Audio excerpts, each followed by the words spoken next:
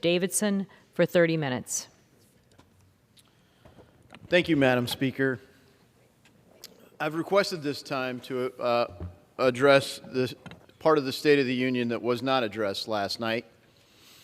You know, in fact, we saw that the President was so bold as to say that the border is secure and tout the fact that they've caught 2 million people at the border as if that's success. That's what was said. What wasn't said is what's been going on at the border for a long time has been made worse by the policies that Joe Biden and his administration have put in place. Frankly, by the United States laws that he and his administration have ignored, that Secretary Mayorkas enables every day that he leads the Department of Homeland Security down the wrong path for our country. So we're here to talk about Stop the Cartels. We're introducing a bill called the Stop the Cartels Act. And we spend so much time on the sympathetic cause of immigration, and we conflate border security with immigration.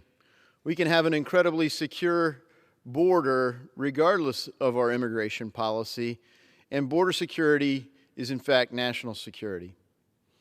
The cartels pose a serious threat to the United States of America. The products that they push in our communities have killed over 100,000 people this past year. The leading cause of death for 18 to 45-year-olds is fatal overdoses. The drugs are bad, but now they're poisoned with fentanyl, and we're not taking the threat seriously. So the first portion of the Stop the Cartels Act will focus on gathering intelligence. As we look at the country of Mexico, our southern neighbor, controls the whole land portion of our southern border. That border is controlled by the cartels. I had Brandon Judd, the president of the Customs and Border Patrol Union, at a hearing that we had to have off-site because Speaker Pelosi won't have the hearing on the topic in any of our hearing rooms. She won't let the committees of jurisdiction deal with it, so Republicans are forced to go off-site to talk about this important topic. When I asked him, I said, who controls the border? You or the cartels? Do the cartels control the border more than you? He said, you're not putting words in my mouth. That's the exact point. The cartels control the border. We don't control the border. I'm like, why don't you control the border? He said, because of policies. Do you need more resources? That's a different topic. What we need is good policy. We had policies that were working to control the border, and now we have policies that are not working. The Border Patrol controls it. He's like, we're not even on defense. We're not even on the field. We're not even in the stadium because the policies of this administration changed so that it gave complete control of our southern border to the cartels. Now we need to talk about all the corruption and problems that the cartels are causing for Mexico.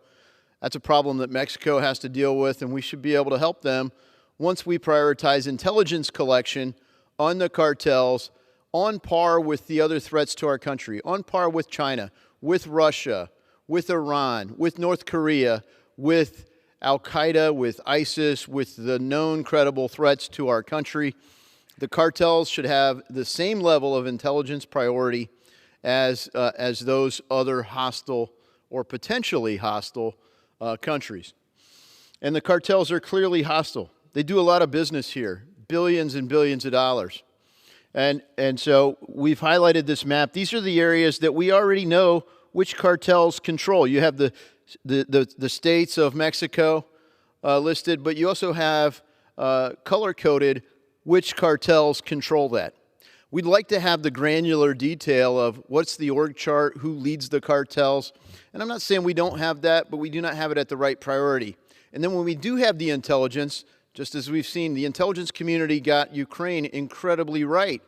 The problem wasn't that we didn't have good intelligence with respect to Russia. The problem was the administration didn't do the right thing with the intelligence. But let's first get the right intelligence on the cartels. So the next thing is, we have cities, states, and counties that are completely ignoring the United States law. It is a federal policy to decide what is who's a citizen and who's not a citizen.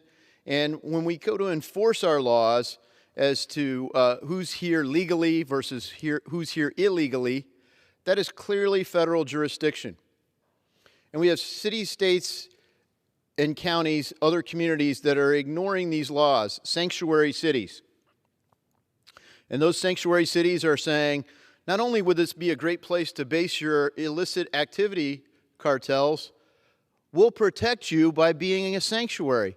Please come locate your illicit activity here. Bring your drugs, bring your guns, bring your labor trafficking, your sex trafficking, your human trafficking, bring your money laundering business and every form of corruption into our communities. That's what these first two maps show. But let me show you next what the impact on our communities is.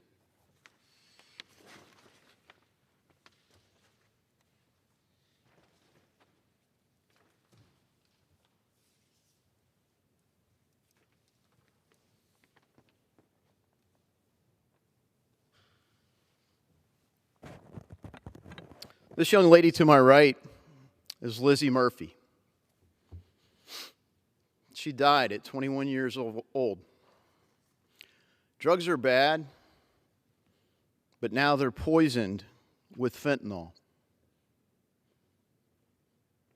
Xanax, it's not a good idea to take it without a prescription or a specific use. A lot of people refer to it as a safe party drug. It's a bad decision, but it's not supposed to kill you. But when it's laced with fentanyl, that's what's happening to our young people. That's how fentanyl killed over 60,000 Americans last year. Not all of it's in the heroin. Not all of it's in the really hard stuff. Some of it's in the stuff that people never suspect is going to kill them. They take one pill, and they're dead. That's what happened to my friends Mark and Christy Murphy when their little girl took one Xanax. Their sister, sitting here hugging her sister, close friends, best friends, doesn't have her sister anymore. This is wrecking our communities. And we've got communities inviting this in by being sanctuary cities. We've got a president of the United States who's not just doing nothing, he's doing worse than nothing. He's making it worse by empowering the cartels. They exploit people and they cause harm to our communities. And to highlight the ways this is happening and the ways to solve it, I've asked some of my colleagues to join me in this special order. And I'd like to yield time to Mr. Andy Biggs from Arizona. Thank you, Mr. Davidson. It's good to be here with you. I'm glad you're raising awareness of this. I'm going to go as quickly as I possibly can because I don't know